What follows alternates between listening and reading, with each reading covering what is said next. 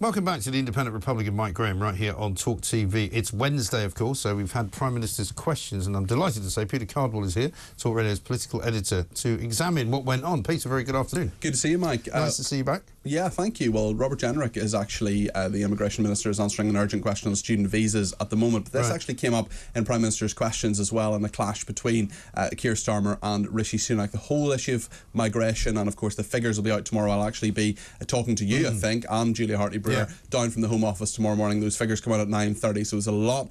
First of all, Keir Starmer asked the Prime Minister about student visas, about work visas as well. Let's just take a look at their exchange. Okay. The figures are out. It's 250,000 work visas were issued last year. He knows that answer. He just doesn't want to give it. And the new numbers tomorrow are expected to be even higher. The Prime Minister stood on 3 Tory manifestos. Each one promised to reduce immigration.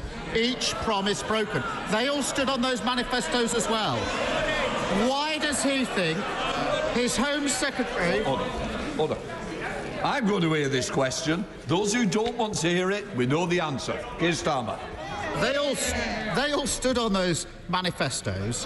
So why does he think his Home Secretary seems to have such a problem coping with points-based systems? Well,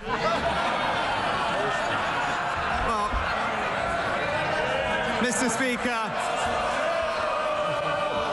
And the same respect will be shown, Prime Minister. Well, Mr. Speaker, just this week we announced the biggest ever single measure to tackle legal migration, removing the right for international students to bring dependents, toughening the rules on post-study work and reviewing maintenance requirements. But what is the honourable gentleman's contribution? There are absolutely no ideas. There is absolutely no ideas, absolutely no semblance that there would be any control. Why? Because he believes in an open-door migration policy. Mr. Speaker, if anyone wants to see what uncontrolled immigration looks like, all they've got to do is wake up tomorrow morning, listen to the headlines and see what this government... Order. Mr. Bristow, I think you're going to be leaving. I'm asking you to leave now, because otherwise I'll name you. I'm not having it, and I've warned you before. It's the same people.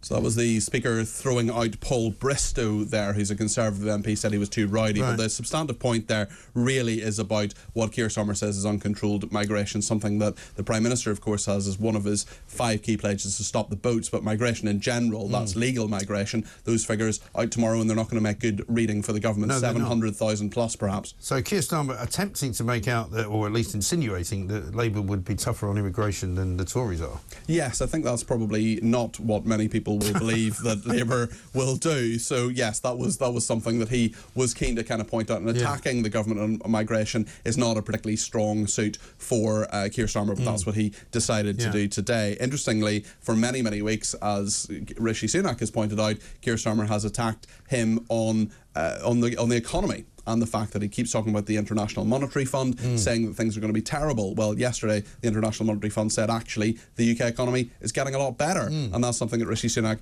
then brought up in this clip we can watch now. OK. I've stood here week after week when he's been so keen to quote the IMF, Mr. Speaker. He seemed to have missed their press conference yesterday, where they actually raised our growth forecast by one of the highest they've ever done, said that we've acted decisively to make sure that the economy is growing, and credited this government with having a very positive effect on future growth. Is the Prime Minister seriously suggesting that breaking the economy, breaking public services, losing control of immigration is some sort of carefully crafted plan? His policies are holding working people back, and all he offers is more of the same. But fear not, because speeding into the void left by the Prime Minister comes the Home Secretary. Not with a plan for skills, growth or wages, no. Her big idea is for British workers to become fruit pickers. Just in case, I can hardly believe she said this, that they forget how to do things. Does the Prime Minister support this let them pick fruit ambition for Britain? Or does he wish he had the strength to give her a career change of her own? Mr. Speaker, he talks about public service, he talks about the economy. Again, I think he's just failed to notice what's going on. The IMF, as they've said, it's right here, Mr. Speaker. Our forecasts, which he was very keen to point out just a few months ago, now their forecasts are that we will have stronger growth than Germany, France and Italy, Mr. Speaker. What do they say? They're saying that we are prioritising what's right for the British people, Mr. Speaker. He talked about public services, as I said. Best reading results in the Western world. When it comes to the NHS, what did we just discover last week? Ambulance waiting times at the fastest response in 2 years, Mr. Speaker. That's a Conservative government delivering for the British people.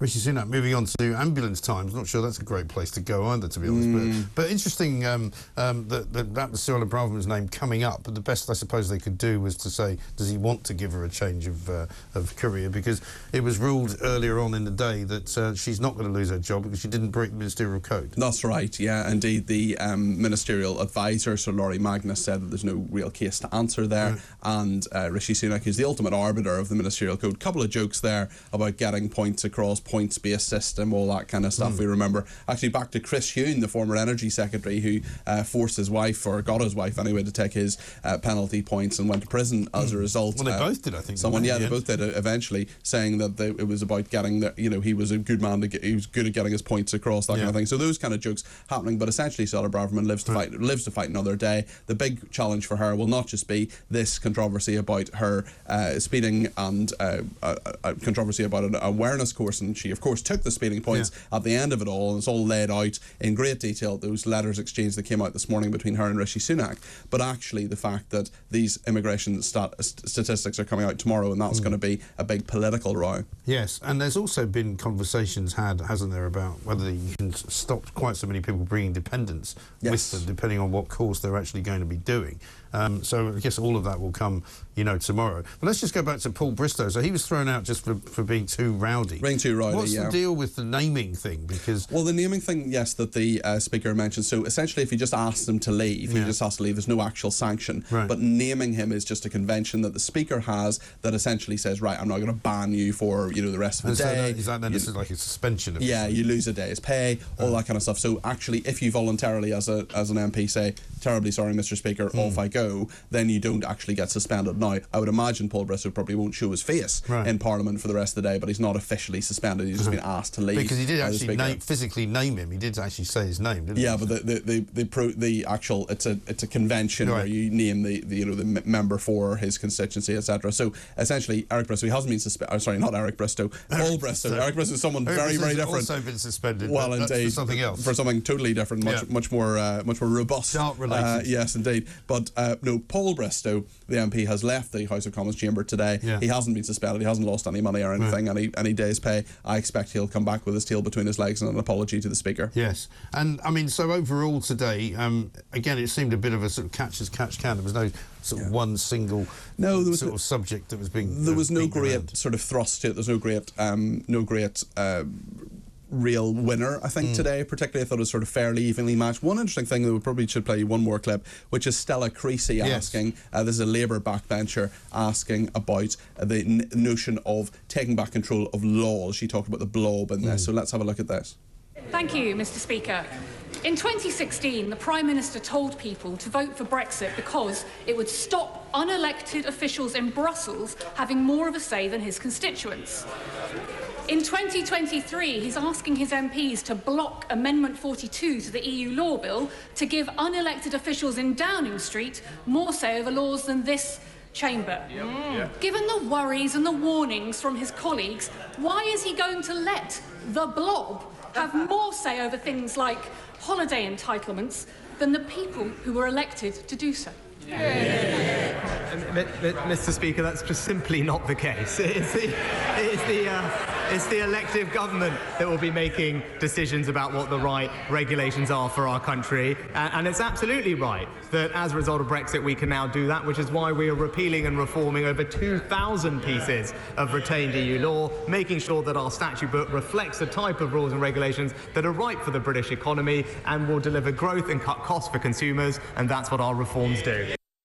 I thought the left didn't like the use of the word blob. Well, I think she was using it sarcastically, but certainly she was attempting to get a rise out of Rishi Sunak. I think he just batted it away and said, actually, no, that's not how he would characterise that particular piece of legislation. So I think it was pretty straightforward as PMQs today. I don't think anything really moved massively in terms of massive announcements. Tomorrow's the real day in regard to the immigration statistics. And not much being said about Boris Johnson, given the coverage this morning, which seems to be quite enthusiastic. Yeah, all in the papers today, but didn't come up at all at Prime Minister's question. Certainly between Keir Starmer and Rishi Sunak. Others may have mentioned it, I may have missed that. But certainly in terms of what he's accused of, I mean, that's a matter really for the police at the moment. He is saying that it's a stitch-up. He says that it's ridiculous and all the rest of it. So that, I'm sure, will rumble on, certainly in regard to the privileges. And he's talking about suing them, isn't he? Yes, indeed. I mean, he argues, and his people argue, that actually the diary entries weren't checked with him to see if they were right, see if abbreviations were correct and so on. But yeah, we'll see what happens with that. The saga of Partygate, the saga of Boris Johnson and did he break lockdown, did he not, that's still continuing. Yes, and it doesn't look like it's going to stop anytime soon. No, it's not.